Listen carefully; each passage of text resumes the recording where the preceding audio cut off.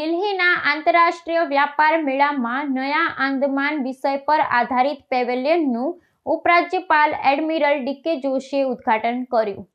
નવી દિલ્હીના પ્રગતિ મેદાન ખાતે આયોજિત 44મા આંતરરાષ્ટ્રીય વ્યાપાર મેળામાં આંદમાન અને નિકોબારના ભવ્ય પ્રદર્શન કક્ષાનો શુભારંભ કરવામાં આવ્યો છે. આંદમાન અને નિકોબારના માનનીય ઉપરાજ્યપાલ એડમિરલ ડી.કે. જોશીએ નયા આંદમાન વિષયવસ્તુ પર આધારિત આ પેવેલિયનનું ઉદ્ઘાટન કર્યું હતું. આ પ્રદર્શન મેળાના મુખ્ય આકર્ષણોમાંનું એક બની રહેશે.